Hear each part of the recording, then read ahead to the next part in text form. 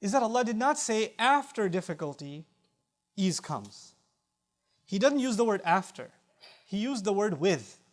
Inna ma'a al-usri yusra. وَلَمْ يَقُلْ إِنَّ بَعْدَ الْعُسْرِ يُسْرًا. فَهُنَاكَ فَرْقٌ بَيْنَ كَلِمَةِ مَعَ وَبَيْنَ كَلِمَةِ بَعْدَ. There's a big difference between saying with difficulty, there is ease, and saying after difficulty, there is ease. There's a big difference. At least two differences in this khutbah I want to share with you. One difference is, maybe as you are going through a difficulty, that difficulty came with some other ease that you didn't even realize at the same time. Maybe as hard as this is, the alternative would have been much, much, much harder. Maybe one problem where one door closed was the only reason 5 other doors opened up. You see, that you didn't see it that way, but Allah Azza wa Jal designs sometimes that one problem actually creates 20 other solutions, countless other solutions. So this had to happen for those eases to come, for those eases to come. So this is part of Allah's design. We can't recognize it, but it's always there. In other words, my mindset is, yes, I'm going through this problem, but with this problem, Allah is creating ease in my life for sure, and I have to find where it is. The problem I can see, the solution I have to look and discover where it is. But every experience you and I have, that some of the most terrible experiences you and I will have in this life, where you will start asking yourself, why am I being put through this? Why is this happening to me? What did I do to deserve this? What good can come out of this? Every one of those experiences has some ease, some relief, some good that comes with it that we are becoming blind to see. But Allah says it's there, it's right, you don't have to wait for it afterwards, it's right there at the same time. It's right there at the same time. Inna ma'al usri yusra. But even beyond that, when you use the word with, what Allah is saying is that ease has been put with difficulty. Ease has been put with difficulty. Like He put the night with the day. Like He put the cloud with the rain. There are things that He put together. And in this life, what Allah decided to do is, if you and I want to experience ease, He designed it in a way that you first have to go through difficulty. And only by going through difficulty, with it will come the ease. And that's how He made all of life. Many of you are students. You have to go through the difficulty of studying before you experience the ease of graduation, the relief of getting to the next grade. You have to work hard at your work before the ease of a bonus comes, before a promotion comes. Without difficulty, that's not going to happen. You have to go through the difficulty of fixing your diet and eating better before you experience the ease of better health. A patient has to go through the difficulty maybe of surgery before they experience the ease of healing. That's just how Allah made life. You have to go through tough experiences in order to experience relief. That's Allah's design. That's just what it is. Now, as soon as you hear all of that, you tell yourself, well, with difficulty comes ease, so I'm going through a tough time right now, so I guess ease is coming, I'm going to relax and wait for it to come. No, Allah is telling us something more profound. He's saying you have to exhaust yourself through the difficulty, fight through the difficulty.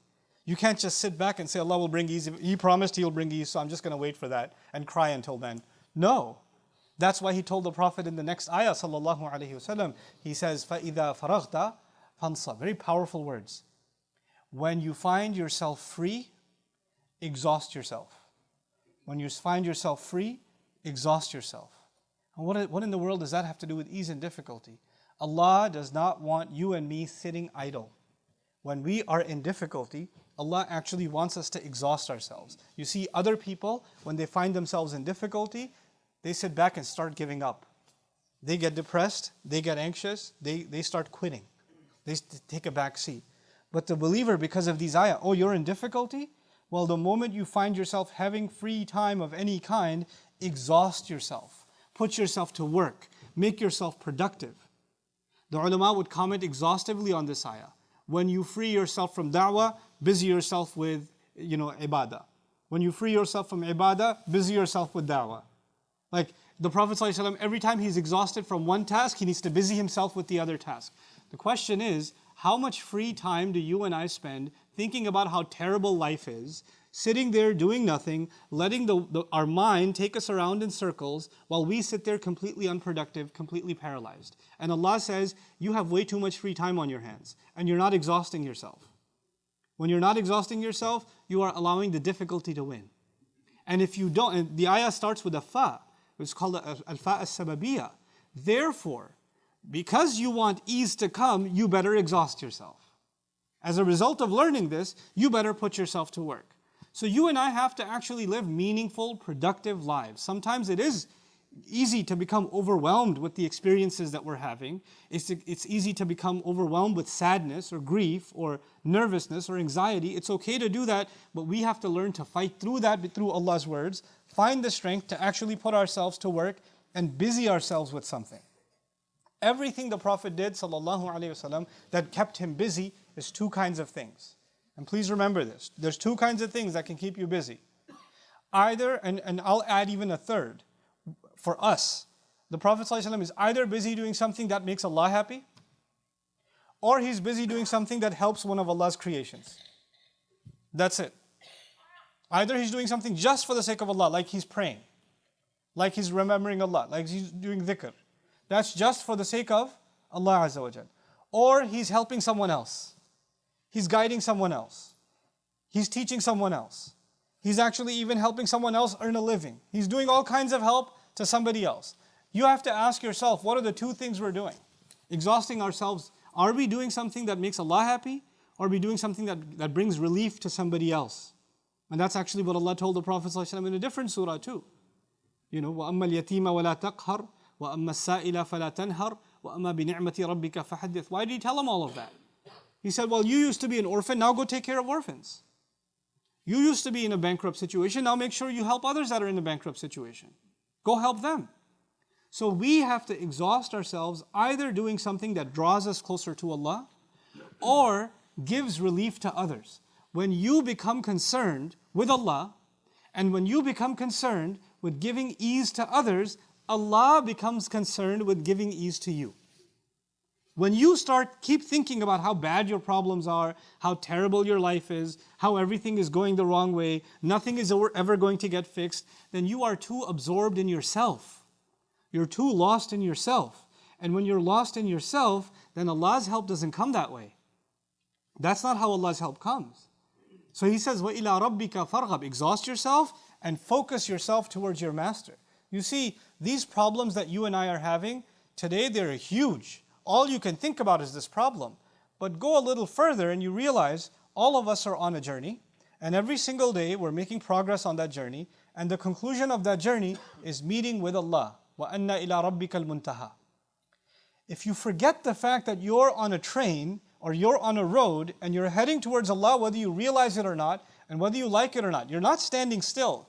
This problem that you're going through did not bring a stop to your life. It's still moving on. And you and I are still going to be meeting with Allah Azza wa Jal.